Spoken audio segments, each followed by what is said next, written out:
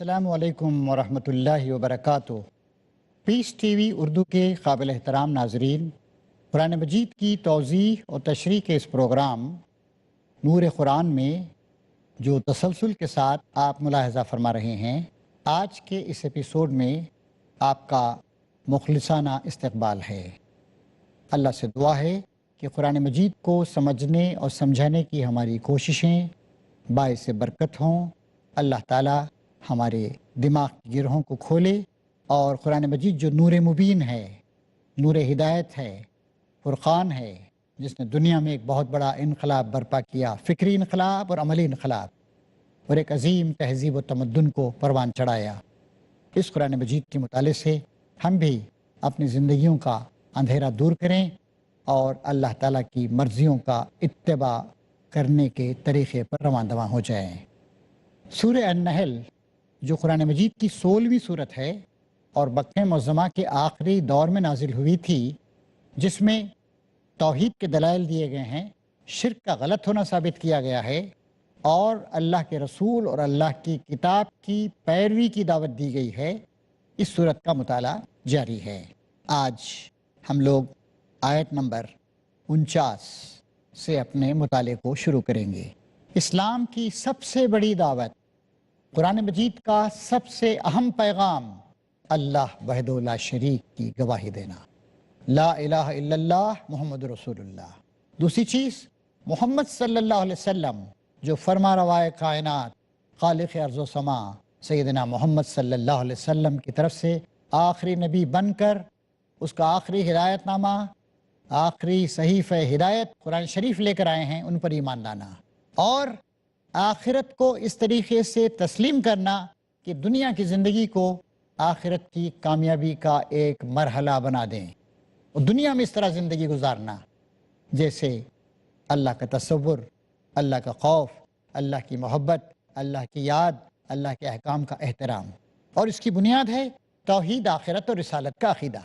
چنانچہ سورہ النحل میں آپ دیکھیں گے کہ بار بار توحید کے دلائل دیے گئے ہیں، بار بار آثار کائنات، آفاق و انفس، آفاق یعنی کہ کائنات، انفس یعنی خود ہماری جانیں، ان سب سے دلائل دیے گئے ہیں کہ دیکھو اللہ وحدہ لا شریک ہے، اکیلا ہے، اس کا کوئی شریک نہیں ہے، اللہ ہی خالق ہے، اللہ ہی مالک ہے، اللہ ہی رازق ہے، اللہ نے ہی پیدا کیا، اللہ ہی سامان زندگی دے رہا ہے، اللہ تعالیٰ ہی موت دے گا، اللہ تعالیٰ ہی دوبارہ زندہ کرے گا۔ اور جب اللہ تعالیٰ نے اتنی بہت ساری سہولتیں اور اپنی نعمتیں تم کو دے دی ہیں جن کو تم گن بھی نہیں سکتے، تو ان کا حساب بھی اللہ تعالیٰ لے گا، اس لیے آخرت آئے گی۔ آخرت کو اپنے سامنے رکھو اور دنیا کی زندگی کو اس طریقے سے گزارو کہ آخرت کی تمہاری ہمیشہ ہمیشہ کی زندگی کامیاب ہو۔ اور یہ حقیقت قرآن شریف میں بار بار واضح کی گئی ہے کہ زندگی آزمائش ہے۔ هو الذی خلق الموت والحیات لیبلوکم ایکم احسن عملا، یہ اللہ تبارک و تعالیٰ ہے جس نے موت و زندگی بنائی، موت و زندگی سے تم کو گزارا تاکہ اس بات کی آزمائش ہو جائے کہ تم میں سے کون اللہ کی بندگی کا رویہ اختیار کرتا ہے، اما شاکروں و اما کفورا، کون شکر گزار ہوتا ہے اور کون کفر کرتا ہے۔ زندگی کی حقیقت کے سوا کچھ نہیں۔ آپ غریب ہوں یا امیر، پڑھے لکھے ہوں یا کم پڑھے لکھے یا جاہل، آپ شہر میں رہتے ہوں یا دیہات میں، آپ دنیا کے کسی بھی خطے میں رہتے ہوں، ہر شخص کی آزمائش ہو رہی ہے۔ یہ گھڑی محشر کی ہے، تو عرصہ محشر میں ہے، پیش کر ناداں عمل کوئی اگر دفتر میں ہے۔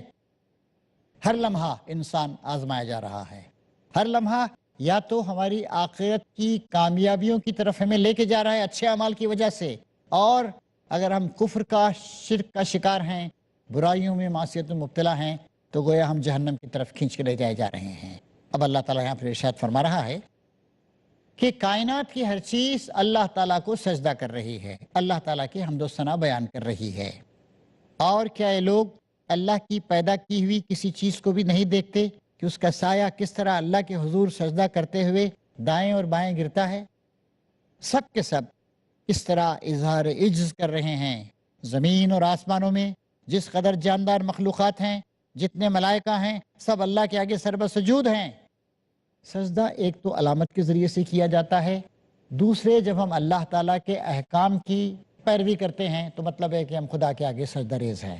اللہ تعالیٰ نے ہماری سانس کے چلنے کے لیے جو اصول بنا دیے اس سے ہم ہٹ نہیں سکتے ہیں۔ سانس میں ہم آکسیجن لیں گے، اور اللہ نے ہوا ایسی بنائی، ہوا کا ایک مخلوط مکسچر ایسا تیار کیا ہے جس میں قریب 21% آکسیجن ہوتی ہے۔ آکسیجن اگر 50% ہو جائے تو پریشانی ہو جائے گی پھر، اور نائٹروجن وہ باقی حصہ ہوتا ہے۔ یعنی آکسیجن کو اللہ نے لکویفائی کیا، اسے ہلکا پھلکا بنایا تاکہ ہم لے سکیں۔ گویا ہماری ناک اللہ تعالیٰ کے حکم کو مان رہی ہے، سجدہ ریز۔ اللہ نے سوچنے سمجھنے کے لیے جو دماغ دیا وہ اللہ تعالیٰ کے اصولوں کے مطابق کام کرتا ہے۔ گویا اللہ کے آگے سجدہ ریز ہے، اللہ کے حکم کو مان رہا ہے، اللہ کی بڑائی کو مان رہا ہے، اور عاجزی اور خاکساری کے ساتھ جھکا ہوا ہے۔ اللہ تعالیٰ نے ہاتھ پیر کو چلانے کے جو اصول بنائے ہیں، ہاتھ پیر ان کی پیروی کر رہے ہیں۔ اللہ نے منہ کو بنایا ہے بولیں کھائیں، وہی کام کر رہا ہے۔ اللہ نے ناک کو بنایا سونگیں، وہی کام کر رہی ہے۔ سننے کا کام نہیں کر سکتی، منہ جو ہے سننے کا کام یا سوچنے کا کام نہیں کر سکتا ہے۔ اللہ نے دوران خون کو، بلڈ سرکولیشن کو ایک اصول کا پابند بنایا، اسی کے مطابق عمل کر رہا ہے۔ اس میں اتنے ریڈ بلڈ کارپوزلس ہوں گے، اتنے وائٹ بلڈ کارپوزلس ہوں گے، اتنی فلاں چیز ہوگی، فلاں چیز ہوگی، پلازما اتنا ہوگا، اسی کے مطابق خون کام کر رہا ہے۔ خون اس طرح دوڑے گا، اس طرح کام کر رہا ہے۔ ہمارے بدن کا ایک ایک رواں، ایک ایک بال اللہ تعالیٰ کے حکم سے ہٹ کے کچھ نہیں کر سکتا ہے۔ وہ سب کے سب اللہ تعالیٰ کے آگے سجدہ ریز ہیں۔ کائنات کی تمام چیزیں اللہ تعالیٰ کے حکم کے مطابق چل رہی ہیں۔ آم کا درخت آم ہی دے گا، املی نہیں دے گا۔ مچھلی پانی میں زندہ رہے گی، باہر زندہ نہیں رہے گی۔ روشنی ہمیشہ سیدھی لکیروں میں چلے گی، اسٹریٹ لائنز میں چلے گی۔ پانی ہمیشہ نیچے جائے گا، اوپر نہیں جائے گا۔ پانی جب ٹھنڈا ہونے لگتا ہے تو سکڑے گا، 4 ڈگری تک سکڑتا رہے گا۔ 4 ڈگری کے بعد اور جب ٹھنڈا ہوگا تو پھر پھیلنے لگے گا، یہاں تک کہ برف بن جائے گی۔ برف پانی کے اوپر تیرتی رہے گی۔ اللہ میاں نے سارے اصول بنا دیے۔ تو ساری چیزیں اللہ تعالیٰ کے احکام کی بلا چوں چرا کیوں کیا کہے بغیر پیروی کر رہی ہیں، اور وہ سب کے سب سجدہ ریز ہیں۔ آدمی جو سجدہ کرتا ہے کیا کرتا ہے؟ سرنڈر کر دیتا ہے اپنے آپ کو، بالکل جھک جاتا ہے۔ میرا وجود تیرے آگے حاضر ہے، تیرے ہر حکم کو میں تسلیم کرتا ہوں، سر تسلیم خم ہے جو مزاج یار میں آئے۔ سجدہ علامت ہے، اور کائنات کی تمام چیزیں عملاً اس بات کا اظہار کر رہی ہیں کہ ہم خدا کے حکم کے آگے سرنڈر کر رہے ہیں۔ ایک شخص جو خدا کو نہیں مانتا، کفر کرتا ہے، شرک کرتا ہے، خدا کے علاوہ دوسروں کی بندگی کا اقرار کرتا ہے، دوسروں کے آگے جھکتا ہے، اس کا بھی خون مسلم ہے، فرما بردار ہے، اس کی بھی سانس مسلم ہے، فرما بردار ہے، اس کے بھی ہاتھ پیر، اس کے بھی طور طریقے، اس کا نظام ہاضمہ، اس کا نظام بول و براز، سب کے سب مسلم ہیں، سجدہ ریز ہیں۔ اللہ تعالیٰ فرماتا ہے سب کے سب اس طرح اظہار عشق کر رہے ہیں۔ زمین اور آسمانوں میں جس قدر جاندار مخلوقات ہیں اور جتنے ملائکہ ہیں، سب اللہ کے آگے سر بسجود ہے۔ وہ ہرگز سرکشی نہیں کرتے، اپنے رب سے جو ان کے اوپر ہے ڈرتے ہیں، اور جو حکم دیا جاتا ہے اسی کے مطابق کام کرتے ہیں۔ البتہ صرف انسان کو اللہ تعالیٰ نے آزادی دی ہے، فریڈم آف چوائس، ارادے کی آزادی دی ہے، کسی چیز کو اختیار کرنے یا نہیں کرنے کی آزادی دی، اگرچہ کہ اس کی سانس، اس کا نظام دوران خون، اس کا نظام ہاضمہ، اس کا بدن کا ہر حصہ مسلم ہے، فرما بردار ہے، اللہ کے آگے سجدہ ریز ہے، لیکن اس کے خیال کو، اس کے فکر کو، اس کے عقیدے کو اللہ نے آزادی دی۔ اما شاکروں و اما کفورا، چاہو تو شکر گزاری کا رویہ اختیار کرو، اور چاہو تو ناشکری کا رویہ اختیار کرو، اور اسی سے اس بات کا فیصلہ ہوگا کہ وہ مسلم ہے یا کافر، وہ جنت میں جائے گا یا جہنم میں جائے گا، وہ اللہ کا پسندیدہ بندہ ہے یا ناپسندیدہ اور راندہ درگاہ۔ اللہ کا فرمان ہے کہ 2 خدا نہ بنا لو، خدا کے علاوہ کوئی خدا ہے ہی نہیں، کسی کو خدا مت بناؤ، خدا تو بس ایک ہی ہے۔ فَإِيَّايَ فَارْهَبُونَ، لہذا تم مجھی سے ڈرو۔ وَلَهُ مَا فِي السَّمَاوَاتِ وَالْأَرْضِ وَلَهُ الدِّينُ وَاسِبًا أَفَغَيْرَ اللَّهِ تَتَّقُونَ، اسی کا ہے وہ سب کچھ جو آسمانوں میں ہے اور جو زمین میں ہے، اسی کا بنایا ہوا ہے، اسی کے کنٹرول میں ہے، اس کی تدبیر، اس کا ایڈمنسٹریشن اللہ تعالیٰ ہی کے پاس ہے، اور خالصاً اسی کا دین ساری کائنات میں چل رہا ہے۔ دین کے معنی 3 خاص معنی ہیں دین کے۔ یعنی کسی کی عظمت کو تسلیم کر لینا، ساری کائنات اللہ کی عظمت کو مانتی۔ دین کے دوسرے معنی ہیں اپنے لیے فرما برداری کا اور حکم ماننے کا رویہ اختیار کرنا، ساری کائنات اللہ تعالیٰ کی فرما برداری کر رہی ہے۔ تیسرے معنی ہے طریقہ حیات، موڈ آف ایکشن، کام کیسے کر رہا ہے، سورج ہو یا چاند، زمین ہو یا آسمان، ہوا ہو یا پانی، مٹی ہو، پتھر ہوں، پہاڑ ہوں، جاندار ہوں، وہ سب کے سب اللہ تعالیٰ کے اصولوں کے مطابق کام کر رہے ہیں، ایک بال برابر بھی وہ ان طریقوں سے ہٹ نہیں سکتے ہیں، لہٰذا یہ سب کے سب اللہ کے دین پہ چل رہے ہیں۔ فرمایا جا رہا ہے کہ وَلَهُ الدِّينُ وَاسِبًا، اور خالصتاً اسی کا دین ہے جو ساری کائنات میں چل رہا ہے۔ افغیر اللہ تتقون، کیا تم اللہ تعالیٰ کو چھوڑ کر دوسروں سے ڈرتے ہو، دوسروں کا تقوی اختیار کرتے ہو؟ حاضرین کرام، جو باتیں آپ کے سامنے شرح و بسط کے ساتھ آئی ہیں ان پہ غور و فکر کرتے رہیے، اور ایک چھوٹے بریک کے بعد انشاءاللہ ہم غور و فکر کا سلسلہ جاری رکھیں گے۔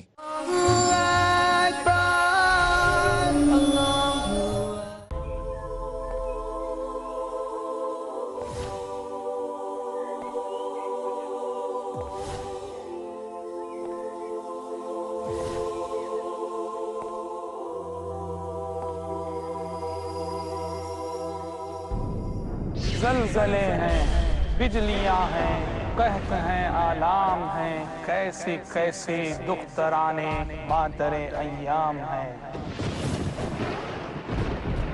انسانیت کی دکھتی پیٹھ کو اسلام کی دیوار ہی سہارا دے سکتی۔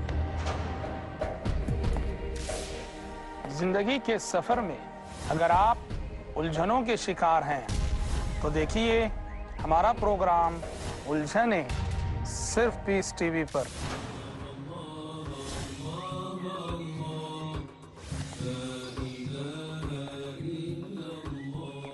جانیے وہ تعلیمات جن کی روشنی میں آپ کو ملے گی بے شمار مشکلوں سے نجات۔ الجھنے ہر جمعرات رات 11:30 بجے اور دوبارہ دوپہر 12:30 بجے انڈیا میں پیس ٹی وی اردو پر۔ جھوٹ کا اندھیرا کتنا ہی گہرا کیوں نہ ہو، سچائی کی ایک کرن سے مٹا دینے کے لیے کافی ہے۔ ہر پہلو، ہر نظریہ، ہر نقطہ سچ کا، ہر دم، ہر پل، ہر لمحہ سچ کو پیش کرنے کی جستجو۔ آئیے میرے ساتھ اور حق کو جانیے۔ عالم انسانیت کے لیے سچائی کی روشنی۔ ڈاکٹر ذاکر نائک پیش کریں گے اظہار حق، ہر پیر سے سنیچر رات 10 بجے اور دوبارہ صبح 8:30 بجے انڈیا میں پیس ٹی وی اردو پر۔ قرآن کی آیات کو، رسول کی ہر بات کو مومن ہی سمجھتا ہے، زکوٰۃ کے احکامات کو۔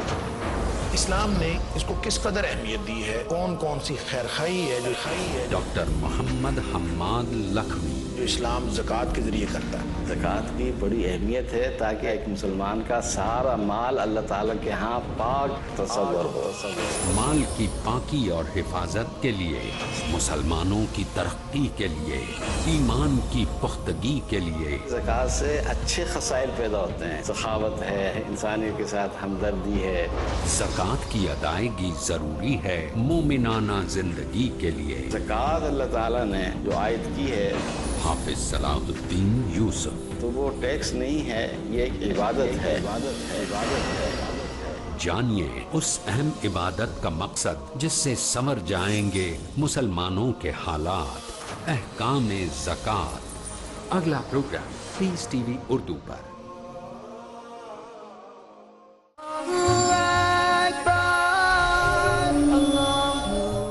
محترم ناظرین، آپ کا استقبال ہے دوبارہ بریک کے بعد۔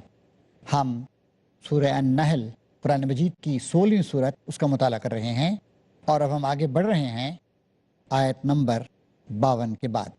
اللہ تعالیٰ انسانوں کو فہمائش کرتے ہوئے، سمجھاتے ہوئے، دلائل کا سلسلہ جاری رکھے ہوئے، تم کو جو نعمت بھی حاصل ہے اللہ ہی کی طرف سے ہے، پھر جب کوئی سخت وقت تم پر آتا ہے تو تم لوگ خود اپنی فریادیں لے کر اس کی طرف دوڑتے ہو، مگر جب اللہ اس وقت کو ٹال دیتا ہے تو ایک تم میں سے ایک گروہ اپنے رب کے ساتھ دوسروں کو اس مہربانی کے شکریہ میں شریک کرنے لگتا ہے تاکہ اللہ کے احسان کی ناشکری کرے۔ اچھا مزے کر لو، ان قریب تمہیں معلوم ہو جائے گا۔ آثار کائنات سے دلائل دیے جا رہے تھے اب تک، اب یہ دلیل دی جا رہی ہے کہ دیکھو انسانوں، تم پہ جب کوئی بڑا مصیبت کا وقت آتا ہے، آزمائش کا لمحہ آتا ہے، کیا کرتے ہو؟ خدا کی طرف رجوع کرتے ہو، سارے سہارے چھوٹ جاتے ہیں، خدا یاد آتا ہے۔ ہم مسلمان بھی اس بات پہ غور کر سکتے ہیں، ہمارے یہاں بھی کیسی کیسی بدعقیدگیاں ہیں۔ مصیبت آتی ہے، موت آتی ہے، بیماری آتی ہے، پکڑے جانے کا اندیشہ ہوتا ہے، خدا یاد آتا ہے، لیکن بعد میں شکریہ کسی اور کا ادا کرتے ہیں، فلاں مزار شریف پہ جا کے شکریہ ادا کر رہے ہیں اور فلاں کا شکریہ ادا کر رہے ہیں۔ اور جو اہل کفر ہیں ان کے یہاں تو یہ چیز عام ہے، بلکہ بہت سارے بدنصیب ایسے ہیں جو مصیبت آتی ہے تب بھی خدا کو یاد نہیں کرتے اور شکریہ بھی خدا کا ادا نہیں کرتے۔ کتنی مصیبتیں ہیں جن سے اللہ تعالی ہمیں بچاتا ہے۔ مقامات صبر، مقامات مصیبت اور ان سے زیادہ مقامات شکر ہیں۔ اللہ نے پیدا کیا، اللہ نے زندگی دی، اللہ نے بولنے کی صلاحیت دی، اللہ تعالیٰ نے اچھے ہاتھ پیر عطا فرمائے، اللہ تعالیٰ نے ماں باپ دیے، اللہ نے سامان زندگی عطا فرمایا، اللہ نے سوچنے سمجھنے کی صلاحیت دی، اور مزید احسان یہ کہ اللہ تبارک و تعالیٰ نے محمد صلی اللہ علیہ وسلم جیسے عظیم المرتبت پیغمبر کی امت میں ہم کو بنایا، اور یہ کتاب قرآن مجید اس کو نازل کیا۔ اِنَّا نَحْنُ نَزَّلْنَا الذِّكْرَ وَإِنَّا لَهُ لَحَافِظُونَ، ہم نے ہی اس کتاب نصیحت کو حاصل کیا ہے، ہم ہی اس کی حفاظت کریں گے۔ اس سے پہلے کی کتابیں تبدیل کر دی گئیں، انٹرپولیشنز، چینجز، امینڈمنٹس، زبان تک بدل گئی ان کی۔ عیسیٰ علیہ السلام کی زبان ایرامک تھی جو سیرین کی ایک شاخ ہے، کیا اس زبان میں انجیل پائی جاتی ہے؟ نہیں پائی جاتی۔ زبانیں تبدیل کر دی گئیں، الفاظ تبدیل کر دیے گئے، مفاہیم تبدیل کر دیے گئے، بہت ساری چیزیں مکس کر دی گئیں۔ تو اللہ تعالیٰ یہاں پر دلیل دے رہا ہے کہ سخت مصیبت کا جب لمحہ آتا ہے، سارے سہارے ٹوٹ جاتے ہیں، تو آدمی اللہ کو یاد کرتا ہے۔ اس سلسلے میں وہ واقعہ بیان کرنے کے قابل ہے۔ اکرمہ بن ابو جہل، یہ ابو جہل کے بیٹے تھے، ان دلائل پر کبھی غور نہیں کیا، مخالفت کرتے رہے، جنگ بدر میں آئے اسلام کو بیخ و بند سے اکھاڑ کے پھینک دینے کے لیے، جنگ احد میں آئے جس میں 70 صحابہ کرام کی قیمتی جانیں اللہ کے راستے میں شہید ہو گئیں، جنگ احزاب میں آئے جبکہ 10,000 کی فوج نے مختلف قبائل پر مشتمل آ کر مدینہ کا محاصرہ کر لیا تھا، اور یہ طے کر کے آئے تھے کہ مدینہ کی اینٹ سے اینٹ بجا دیں گے اور اسلام کا خاتمہ کر دیں گے۔ مکہ فتح ہوا، مکہ فتح ہوا تو نبی کریم صلی اللہ علیہ وسلم نے کہا کہ آج جنرل ایمنسٹی ہے، سب کے لیے معافی ہے، جو حرم شریف میں چلا گیا اس کے لیے معافی، جو اپنے گھر کا دروازہ بند کر لے اس کے لیے معافی، اس کے لیے امان ہے، جو اپنی تلوار میان میں ڈال لے اس کے لیے بھی معافی ہے۔ یہ لوگوں کی آزادی کا دن ہے، یہ خانہ کعبہ کی عظمت کا اور شہر محترم مکہ معظمہ کی حرمت کی بحالی کا دن ہے۔ لیکن ابو جہل کے بیٹے اکرمہ انہوں نے مخالفت کی، ایک ٹکڑی لے کر آئے اور حملہ کیا، مجبوراً حضرت خالد بن ولید کو ان کا مقابلہ کرنا پڑا اور کئی انسان مارے گئے۔ فرمایا نبی کریم صلی اللہ علیہ وسلم نے، اکرمہ ظالم ہے، ہم تو امن کا پرچم لہراتے ہوئے لوگوں کی معافی کا اعلان کرتے ہوئے آئے تھے، لیکن برا ہو اکرمہ کا کہ اس نے اس شہر محترم کی حرمت کو حلال کیا۔ وہ مجرم ہے اور وہ وار کرمنل ہے، وہ جہاں بھی ہو اسے موت کی سزا دی جائے گی۔ اکرمہ بھاگ نکلے، جدہ کے ساحل پر گئے، کوئی سٹیمر جا رہا تھا، کوئی کشتی اس کو لیا اور افریقہ کی طرف جانے لگے۔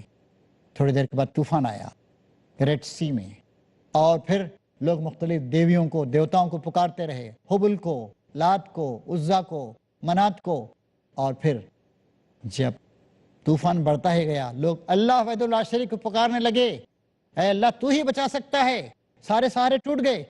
اس آیت میں اسی طرح کی بات کہی جا رہی ہے۔ حضرت اکرمہ نے کہا 21 سال سے اللہ کے رسول محمد صلی اللہ علیہ وسلم یہی دعوت تو دے رہے تھے، اب جب کہ سارے سہارے ٹوٹ گئے ہیں صرف اللہ تعالیٰ کا سہارا یاد آ رہا ہے۔ انہوں نے کہا اے خدا، آج مجھ پر بات واضح ہو گئی، آج محمد صلی اللہ علیہ وسلم کی تعلیمات کی حقانیت کو میں جان گیا۔ اے خدا، اگر تو نے مجھے بچا لیا تو میں جاؤں گا اور ان کے ہاتھ میں اپنا ہاتھ دے دوں گا۔ چنانچہ طوفان آہستہ آہستہ تھم گیا۔ حضرت اکرمہ ابو جہل کے بیٹے وہ آئے، طائب ہوئے، رسول اللہ نے ان کو گلے سے لگا لیا، معاف کر دیا ان کو۔ ہماری زندگی میں بھی ہوتا ہے، تھوڑی تکلیف ہوتی ہے، دانت میں تکلیف ہوتی ہے، اللہ یاد آتا ہے، فلاں خطرہ درپیش ہے، اللہ یاد آتا ہے، بچہ چاہیے، اللہ تعالیٰ یاد آتا ہے، بچہ بیمار ہو گیا ہے، اس کی زندگی کے لالے پڑے ہوئے، اللہ یاد آتا ہے۔ لیکن بعد میں کچھ لوگ، اللہ کا شکر ہے کہ بہت کم لوگ ایسا کرتے ہیں، دوسروں کا شکریہ ادا کرتے ہیں، دوسروں پہ چادریں چڑھاتے ہیں، دوسروں کو جا کر گلپاشی کرتے ہیں، دوسروں کا شکریہ ادا کرتے ہیں۔ بلکہ کچھ ظالم تو ایسے ہیں جو مصیبت میں بھی خدا کو یاد نہیں کرتے ہیں۔ یہ لوگ جن کی حقیقت سے واقف نہیں ہیں، ان کے حصے میں ہمارے دیے ہوئے رزق میں سے مقرر کرتے ہیں، خدا کی قسم ضرور تم سے پوچھا جائے گا کہ جھوٹ تم نے کیسے گھڑے تھے۔ اور مشرکین تو مختلف کام کرتے ہیں، یہ کھانا فلاں معبود کے لیے ہے، یہ پھول فلاں معبود کے لیے ہے، یہ مکان فلاں معبود کے لیے ہے، وغیرہ وغیرہ۔ یہ خدا کے لیے بیٹیاں تجویز کرتے ہیں، یہ بھی ایک عجیب بات ہے۔ مختلف دیویاں، مشرکین عرب کہتے تھے کہ یہ سب جو دیویاں ہیں یہ خدا کی بیٹیاں ہیں، چنانچہ بہت ساری جو دیویاں ہیں وہ سب کی سب خدا کی بیٹیاں قرار دی جاتی تھیں۔ اور یہ بھی کہتے تھے کہ فرشتے خدا کی بیٹیاں ہیں۔ فرشتے اللہ تعالیٰ کی اس کائنات کے وہ بے شمار کارکن ہیں جو ہر وقت اللہ تعالیٰ کے احکام کو بجا لاتے ہیں اور مختلف انتظامات پر مامور ہیں، ہواؤں کو کنٹرول کرنے کے لیے، بادلوں کو اٹھانے کے لیے، سمندروں کو کی حدود میں رکھنے کے لیے، زمین کی حرکت کو ریگولیٹ کرنے کے لیے، دریاؤں کے بہاؤ کے سلسلے میں بے شمار کام ہیں۔ اللہ تعالیٰ فرشتوں کے ذریعے سے ان سب چیزوں کو کنٹرول کر رہا ہے۔ اور فرشتے مجبور محض ہیں، فرشتے انسان کی طرح ان کو اختیار نہیں دیا گیا ہے کہ وہ اللہ کی نافرمانی کریں۔ تو اللہ تعالیٰ فرما رہا ہے کہ یہ تو عجیب بات ہے کہ یہ ان میں سے جب کسی کو بچی پیدا ہوتی ہے تو اس کا منہ کالا ہو جاتا ہے اور لوگوں سے چھپتا پھرتا ہے اور صبر کا گھونٹ پی کے رہ جاتا ہے، بیٹی کو زندہ رکھے ہم مٹی میں دبا دے، اس طرح سوچتا ہے۔ اور یہ لوگ کہتے ہیں کہ اللہ تعالیٰ کی بیٹیاں ہیں، دیویاں اللہ تعالیٰ کی بیٹیاں ہیں یا فرشتے اللہ تعالیٰ کی بیٹیاں ہیں۔ تو اللہ تعالیٰ فرما رہا ہے بری صفات سے متصف کیے جانے کے لائق تو وہ لوگ ہیں جو آخرت کا یقین نہیں رکھتے، رہا اللہ تو اس کے لیے سب سے برتر صفات ہیں، وہی تو سب پر غالب اور حکمت میں کامل ہے۔ تو کمزوریوں کو اللہ تعالیٰ کی طرف منسوب کرنا اور کہنا کہ فرشتے اللہ تعالیٰ کی بیٹیاں ہیں، یہ بھی ان کی ایک جاہلانہ باتوں میں سے ایک بات ہے۔ پھر اللہ تعالیٰ ایک اور اصولی بات یہ فرماتا ہے کہ اگر کہیں اللہ لوگوں کو ان کی زیادتی پر فوراً ہی پکڑ لیتا تو روئے زمین پر کسی متنفس کو نہ چھوڑتا۔ اللہ تعالیٰ مہلت پہ مہلت دیے جاتا ہے، مومنوں کو بھی اور کافروں کو بھی۔ شرک ہو رہا ہے، شیطان کی بندگی ہو رہی ہے، برائیاں پھیلائی جا رہی ہیں، برائیوں کو بھلائی کی طرح پیش کیا جا رہا ہے، بھلائیوں کی مخالفت کی جا رہی ہے، اہل ایمان پر ظلم توڑے جا رہے ہیں، شرک کے نئے نئے فلسفے گھڑے جا رہے ہیں۔ اگر اللہ کہیں لوگوں کو ان کی زیادتی پر فوراً ہی پکڑ لیتا تو روئے زمین پر کسی متنفس، کسی جاندار کو زندہ نہ چھوڑتا، لیکن وہ سب کو ایک وقت مقرر تک مہلت دیتا ہے، پھر جب وہ وقت آ جاتا ہے تو اس سے کوئی ایک گھڑی بھر بھی آگے پیچھے نہیں ہو سکتا۔ آج یہ لوگ وہ چیزیں اللہ کے لیے تجویز کر رہے ہیں جو خود اپنے لیے ناپسند کرتے ہیں، اور جھوٹ کہتی ہیں ان کی زبانیں کہ ان کے لیے بھلا ہی بھلا ہے۔ کہتے ہیں کہ ہم تو کامیابی رہیں گے، دنیا میں بھی کامیاب ہیں، آخرت میں بھی کامیاب رہیں گے اگر موت کے بعد آخرت رہی تو۔ اللہ تعالیٰ کہتا ہے ان کے لیے تو ایک ہی چیز ہے اور وہ ہے دوزخ کی آگ، ضرور یہ سب پہلے اس میں پہنچائے جائیں گے۔ تو اس طریقے سے حاضرین، ہم سورہ النحل میں جو قرآن مجید کی 16ویں سورت ہے، مسلسل یہ چیزیں ہمیں ملتی ہیں۔ اللہ تعالیٰ کی وحدانیت کے دلائل کائنات سے، خود انسانوں کی زندگی سے، انسان کے رویے سے، اور شرک کا غلط ہونا، باطل ہونا، ریجیکٹ کرنے کے قابل رد ہونا، کتنی آثار، کتنی باتیں بتائی، بار بار بتایا جا رہا ہے۔ اور پھر اس کا تقاضا، جب تم نے اللہ تعالیٰ کو مان لیا تو اللہ تعالیٰ کی کتاب پر ایمان لاؤ، جب تم نے اللہ تعالیٰ کو مان لیا تو اللہ تعالیٰ کے رسول پر ایمان لاؤ اور صحیح رویہ اختیار کرو، اپنے اخلاق کو خدا اور رسول کے بتائے ہوئے سانچے میں ڈھال لو، برائیوں سے تائب ہو جاؤ۔ زندگی اللہ تعالیٰ کی امانت ہے، مرنا ہے، خدا کے پاس جانا ہے، ہمیشہ ہمیشہ کی آخرت کا یہ سرمایہ ہے جو تم جمع کر رہے ہو۔ اللہ تبارک و تعالیٰ ہمیں توفیق عطا فرمائے کہ ہم آنکھیں کھول کر قرآن مجید کی ان آیات کا مطالعہ کریں، اور جب ہم ان آیات کا مطالعہ کریں گے، دلائل ہمارے سامنے آئیں گی تو ظاہر ہے ہمارے دل پگھلیں گے۔ اللہ تعالیٰ کہتا ہے افلا یتدبرون القرآن، کیا لوگ قرآن پہ تدبر نہیں کرتے؟ قرآن کو پڑھنا سمجھنا آسان ہے. ہم نے قرآن مجید کو آسان کر دیا ہے نصیحت حاصل کرنے والوں کے لیے. تو کیا ہے کوئی نصیحت حاصل کرنے والا؟ یہ قرآن پکار پکار کر آپ کو ہم کو تعلیم دے رہا ہے. محترم حاضرین، اس سیریل کا مقصد یہی ہے کہ ہم ان باتوں پہ غور کریں. طے کیجئے کہ ہم قرآن شریف کا مطالعہ براہ راست بھی کریں گے. اللہ تعالیٰ سے دعا ہے کہ وہ ہماری راہوں کو آسان کرے اور ہمیں سمجھداری عطا فرمائے اور ہم اس کے سچے مسلم مومن اور فرمانبردار بندے بن جائیں. آمین یا رب العالمین. وآخر دعوانا ان الحمد للہ رب